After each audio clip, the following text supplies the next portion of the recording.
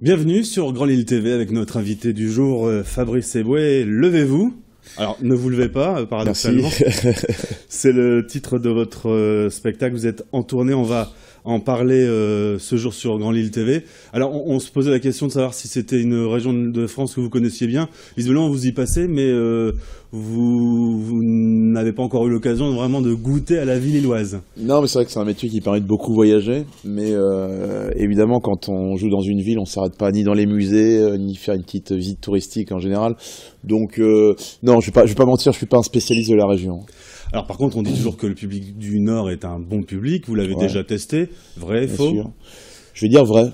Non, mais c'est vrai qu'à Lille, l'an dernier, on a déjà joué au Sébasto une fois, on a joué à Béthune aussi, Seclin, il me semble aussi, qui est dans le coin. Et à chaque fois que c'est très très chaud, il y a une ambiance qui est bizarrement, alors souvent on oppose le climat à la chaleur de la salle. Je veux pas dire que dans le sud de la France les salles sont plus molles, mais c'est vrai que tout ce qui est Lille ou Belgique, le climat est pas forcément, en tout cas, des plus sympas, enfin à cette période-là de l'année en tout cas. Mais dans les salles, il fait toujours très très chaud. Ouais. Alors, comment vous faites pour tenir 24 heures? Parce que vous n'avez, comme tout le monde, que 24 heures. Avec toutes les activités, quand on regarde tout le programme que vous avez, vous êtes quand même très, très occupé. Et là-dessus, vous dites, oh, en plus, je vais faire une petite tournée avec un petit one-man show. Très occupé, mais là, oui, on fait l'interview dans les conditions du direct, comme on dit, mais on l'enregistre, il est 9h du matin. Je suis arrivé de Paris tout à l'heure. Et vous voyez que le fait d'avoir beaucoup d'activités, bah, ça a une conséquence, c'est que tôt le matin, on peut être un peu fatigué. Ça se voit peut-être à mon visage, j'en sais rien. Tout va bien. Mais non, bah écoutez, c'est avant tout une passion, ce métier. Quand on a la chance de faire un métier qu'on aime, je crois qu'on compte pas les heures. Alors, si je vous dis Marc-Olivier Fogiel, si je vous dis Je Laurent vais dire Ruquier, Michel Drucker. ce sont des gens qui ont été importants dans votre cursus, dans votre carrière. C'est des gens qui ont un peu marqué un virage.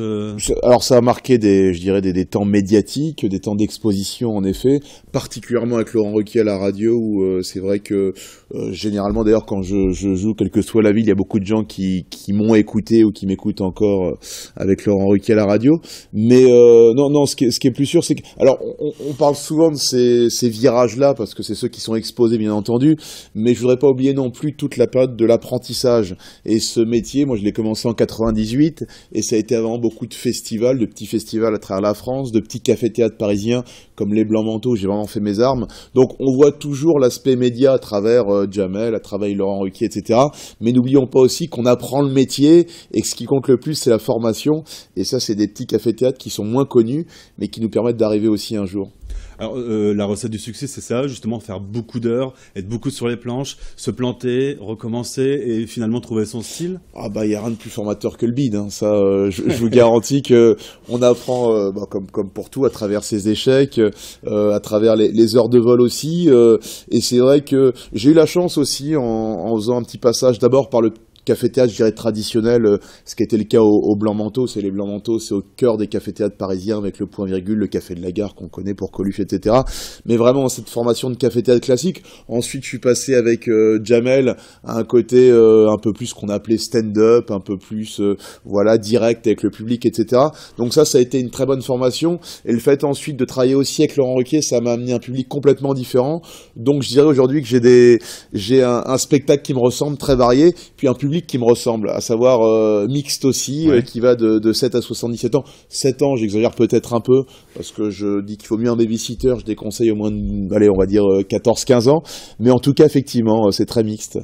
Alors, vous avez décidé d'avoir un angle sur le procès de la société. Alors, vous n'êtes pas content ou ça fait une bonne accroche? Je sais pas. Vous savez, il y a une inflation des comiques aujourd'hui. Il y en a de plus en plus. Ouais. Vous devez le voir, que ce soit à Lille ou ailleurs. Je crois que la meilleure façon d'être original, c'est de parler de soi. Il n'y a pas de mégalomanie derrière ça. Simplement, parler d'actualité. Finalement, tout le monde le fait, que ce soit à travers les émissions télé, radio, les chroniqueurs un peu partout, etc. Mais c'est aussi, en parlant de soi, être un témoignage de son époque. Et notre époque, il y a plein de choses qui se passent. J'essaye de pas être trop lisse, d'oser, d'aborder tous les sujets. Alors évidemment, ça passe par des sujets parfois de faits divers, alors qui marquent vraiment la société. Je pense à Pistorius, peut-être Nabila. Là, il vient de se passer des choses. On en saura peut-être un peu plus bientôt. Je pense aussi aux grands sujets d'actualité et de faits de société. J'évite l'actualité trop actu, mais le mariage pour tous, qui est quand même beaucoup ce que notre société. Je parle évidemment du quinquennat Hollande, puisqu'on est en plein dedans. Mais voilà. Mais tout ça toujours à travers moi, à travers ma famille, à travers une existence, pour essayer de personnaliser et de pas être un comique parmi les autres. Justement, les comiques des années 70, moi, quand je regarde un Thierry Leluron, un sketch de Coluche en 70, je trouve vachement plus virulent que ce qu'on fait aujourd'hui. Vrai, 70, vous les vieillissez un peu. On va dire, allez. Fin 70 pour Leluron début 80 pour Coluche. Ouais. Non, mais alors, je vais vous dire, moi je pense qu'un comique est le reflet de son époque et de sa société. On vit évidemment dans une société qui tire de plus en plus vers la consommation.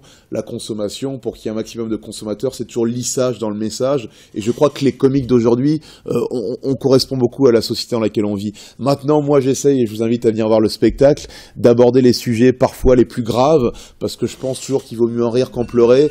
Je pense qu'on peut... Alors c'est étonnant, d'habitude c'est toujours le spectateur qui oublie de couper son portable, et là je tiens à le souligner, je le dis face caméra, c'est le présentateur qui est coupable, c'est un scandale, il a fallu que je vienne à la Lille pour ça.